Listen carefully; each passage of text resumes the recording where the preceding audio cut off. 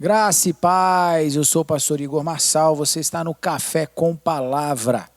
E nós estamos aqui falando de uma série nova, uma série sobre chamados. Então, bom, seja muito bem-vindo. Se você ainda não é inscrito no canal, se inscreva, ative as notificações, deixe o seu like ou dislike, deixe seus comentários também, é muito importante para nós. Amém? Então, vamos lá. Aqui comigo o pastor Zait. E nós aqui estamos discutindo, conversando acerca desse fator tão relevante que é o chamado, ou chamados, né, da parte de Deus para nós. E nós vamos aqui começar agora falando sobre o chamado que o Senhor nos faz para a santificação. Não é? O texto é o texto de 1 Tessalonicenses, capítulo 4, verso 7, que diz assim: pois Deus não nos convocou, ou chamou, dependendo da sua tradução, para a impureza, mas sim para a santificação. Então, no vídeo anterior nós começamos a falar sobre o chamado que o Senhor nos faz para viver andar de forma digna da nossa vocação. E agora a conversa começa a ficar um pouco mais, né, intensa, porque existe também, pastor Zait, uma convocação e um chamado para a santificação. Como é que o senhor vê isso aí, pastorzão? Agora parece que cada vez o nível vai subindo, né? Vai ficando mais profundo o negócio. Então a santificação é um processo de separação, né? Onde a gente se separa para Deus, né? E nesse separar-se para Deus, a gente não se mistura com algumas coisas do mundo, né? Muitas vezes as pessoas falam que a santificação é a separação do mundo, né? Mas é primordialmente uma separação para Deus, né? Então nesse processo aí você acaba rejeitando algumas coisas porque elas não concordam com aquilo que Deus pensa, né? E como não concorda, nós queremos também adquirir uma mentalidade conforme a de Cristo, nós não vamos concordar e nós vamos viver de uma maneira diferente por causa disso, né? Porque essa natureza que é divina, que é do céu, e que nós queremos incorporar em nós, né? Ela tem que se fazer representar aqui, né? É como eu disse no episódio anterior, Deus está nos dando a oportunidade de estarmos na mesa com Ele agora, né? E irmos tendo experiências com Ele, se adaptando a essa mesa, né? E aos modos, né, dessa mesa que são do céu, né? Do reino dele, do reino do céu. E nós vamos nos adaptando a essa, né, como se adequar nessa mesa, nesse relacionamento lá. Então, a partir daí, nós expressamos isso aqui, nessa realidade que vivemos também. Então, por isso, a santificação que o versículo aqui vem falando, fala para que Deus nos convocou para essa santificação e não para a impureza, né? E impureza é aquilo de andar entre dois pensamentos, viver com dois pensamentos, né? Querer experimentar dois pensamentos distintos, viver, né, aquilo que é totalmente antagônico.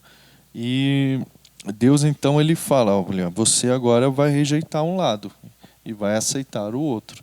E vai viver em conformidade com esse lado que você escolheu.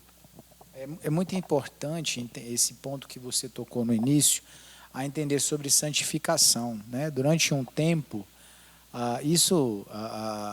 nos tempos aí bem antigos, né? Entendia-se o processo da santidade ou da santificação quando você se separava do mundo no sentido de não, enfim, de não ter contato, né? Então, o homem santo era aquele que ia para o mosteiro, lá longe, e não se tinha contato com ninguém, se isolava lá e pronto. Então, ele estava vivendo em santidade porque ele, de alguma forma, não estava ali convivendo com as demais coisas que aconteciam. E não é isso.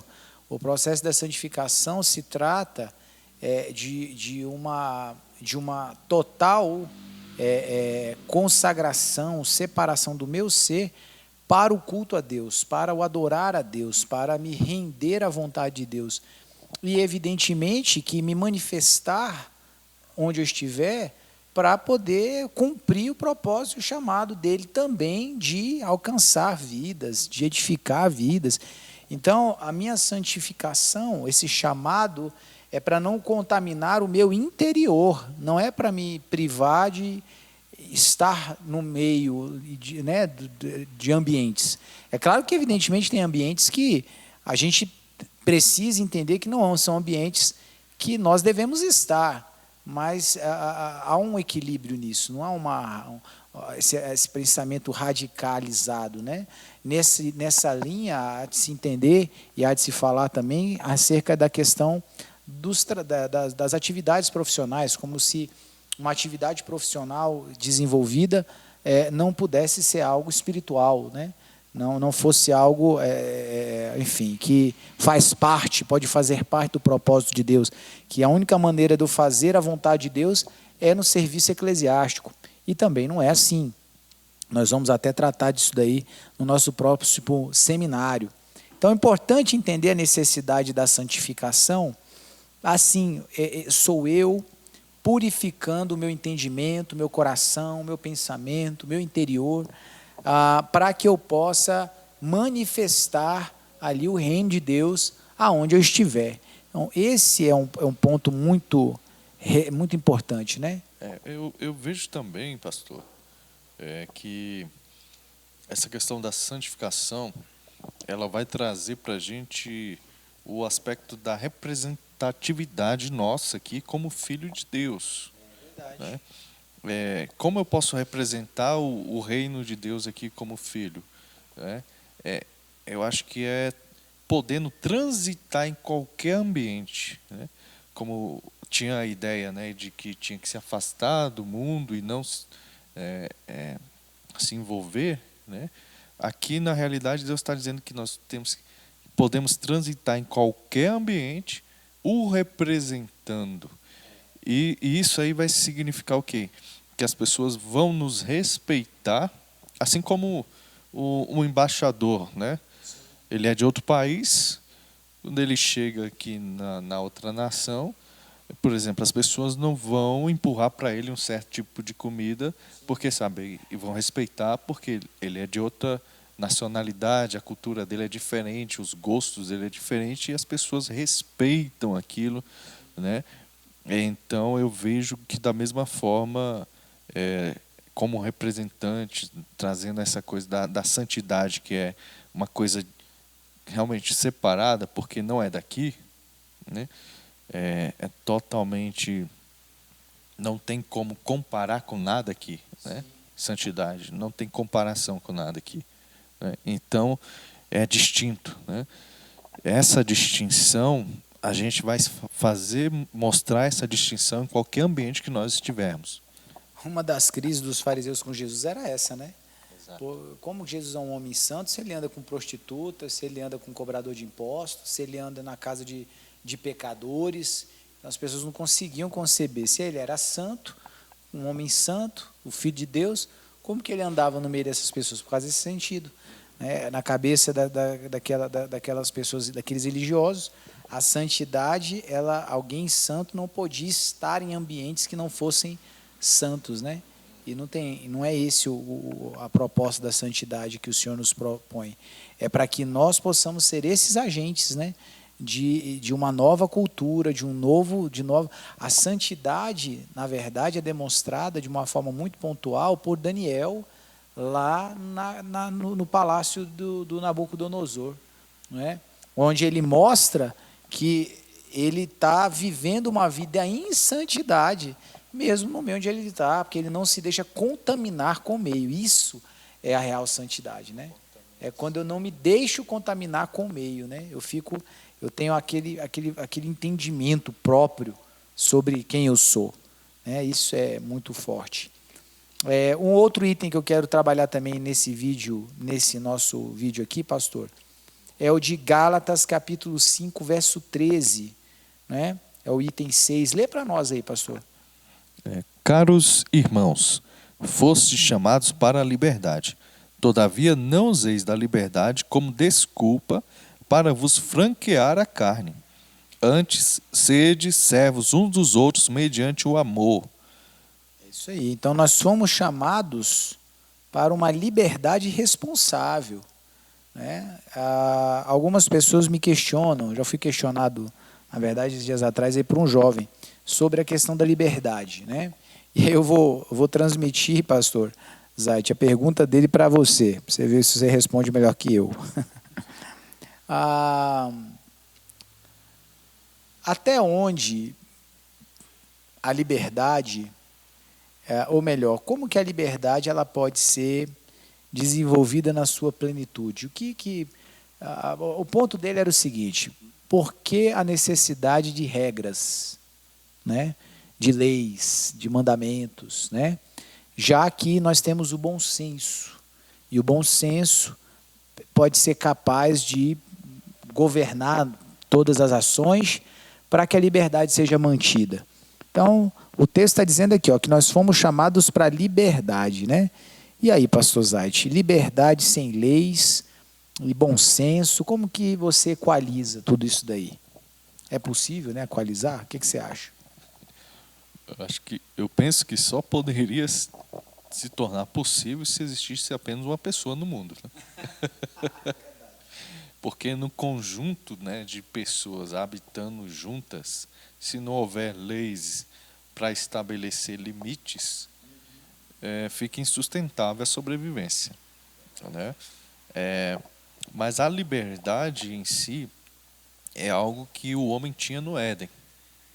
Tanto é que quando Deus ele colocou o homem no jardim, ele deu mais liberdade do que limitações. Ele falou assim: olha, de todas as árvores do jardim você pode comer o fruto, menos apenas uma que você não pode.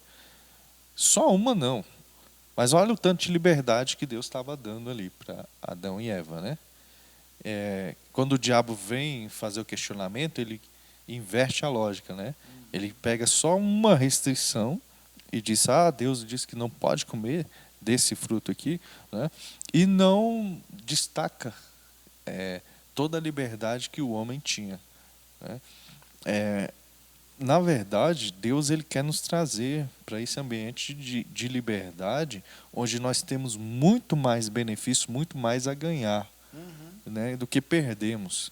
Né? Às vezes as pessoas elas pegam essa lógica do diabo, acham que vão perder muita coisa. Sim. Né? E não é verdade. A verdade é que nós estamos ganhando muito mais obedecendo leis e mandamentos de Deus do que desobedecendo. Né? O mandamento é para preservação. A lei é sempre para preservar, para dar segurança. Né?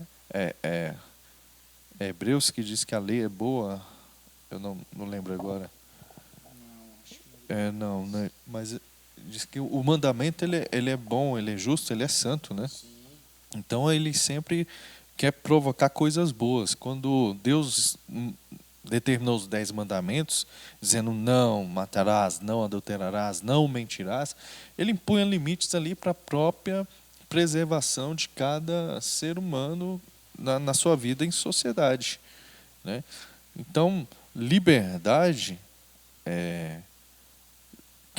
que nós estamos conquistando hoje é exatamente ver essa amplitude da bondade de Deus para conosco, né? Muito mais do que olhar e dizer, Deus é mau, Ele não me deixa fazer isso ou não me deixa fazer aquilo. Se Deus está colocando um limite, Ele está tentando trazer a gente para visualizar o tanto de bondade que nós podemos desfrutar da parte dele. Né? Romanos 7, 12, o texto. E é exatamente isso. É impossível haver liberdade sem lei, né? Não tem como isso acontecer, né? A questão de sermos governados pelo bom senso, o problema é que cada um tem o seu próprio bom senso, né? Cada um vê as coisas de forma muito particular, né? Muito individualizada. Então, o que é bom senso para mim pode não ser bom senso para você. O que é ético para mim pode ser não ser ético para o outro, ou moral. Então, quem é que define, né, quando eu vou estar ultrapassando a minha liberdade e afetando a liberdade do outro? O bom senso, mas o bom senso de quem? O meu bom senso pode dizer que eu não estou sendo invasivo, né? Mas o do outro pode dizer, não, você já invadiu há muito tempo. Então, não, a lei ela é extremamente importante. Então, para que haja liberdade, tá? Eu preciso sim ter mandamentos, regras e leis que norteiem essas relações, norteiem os limites, me mostrem esses limites. Liberdade não é fazer o que eu quero, né? Liberdade é eu poder saber o que eu posso fazer e que eu não vou ferir a ninguém, e que ninguém será também, vai ferir aquilo que é meu, vai ofender aquilo que é meu. Então, a liberdade é um conjunto, né, de responsabilidades também. Por isso que Paulo diz, né, não use a liberdade como desculpa para franquear a carne, ou seja, não é agora porque você diz que é livre e que você pode fazer o que você quiser. É o que Paulo está dizendo aqui. Não é? A liberdade, ela te tira do cativeiro. A liberdade, ela te tira de uma condição de escravidão. Ela não diz que você pode fazer o que você quiser. Né? Eu sou livre. Isso quer dizer que eu não sou escravo. Isso quer dizer que eu não estou subjugado. Obrigado, né? Subjugado a uma determinada situação. Quer dizer que eu estou em uma condição como essa, mas isso não quer dizer que não existem leis e regras, né? Eu preciso sim me submeter a algumas leis, algumas regras. Agora, a diferença é que quando eu faço do pecado o meu senhor, né? Quando eu torno o meu senhor, né? Ele me domina. E o seu processo de escravização ele é violento, é um jugo pesado. Jesus não. Jesus, quando nos colocamos debaixo do seu governo e do seu senhorio, o jugo dele é leve, ele deixou claro isso. O fardo dele é suave. Então, a nos tornar escravos da justiça e não estarmos livres da lei do pecado, nos coloca nessa condição de saber que o nosso Senhor agora é um Senhor que nos governa pelo amor, pelo exemplo, né? pela misericórdia. Ele nos governa dessa forma. Ele é um bom Senhor, né? Ele é um bom Senhor. Então, é nesse sentido, né, que a gente precisa aprender a caminhar, para que não nos percamos, né, nesse caminho de libertinagem que muitos afirmam ser a graça de Deus e não tem absolutamente nenhum sentido. Mais ou menos por aí, pastor? Exatamente, né? Quando Cristo nos traz para a liberdade, ele diz, vem e siga-me de uma forma convidativa, né? Até a questão do chamado, convocação, né? É algo convidativo. Opcional, né? Não é aquela coisa, você é obrigado a me seguir agora, porque eu morri por você lá na cruz. Né? Não existe essa, né, determinação obrigatória. Mas isso aqui, o versículo, ele diz, né? Não devemos usar essa liberdade que nós temos para dar ocasião para fazermos as vontades da carne. Agora eu sou livre, eu posso pecar à vontade, porque a graça me isenta, né? Então, esse tipo de pensamento que é errado é uma falsa doutrina, né, que os homens tentam introduzir dentro da igreja. É isso aí. Então, nós vamos ficando por aqui. Obrigado pela sua companhia. A gente se vê no próximo vídeo aqui do Café com Palavra. Fique com Deus.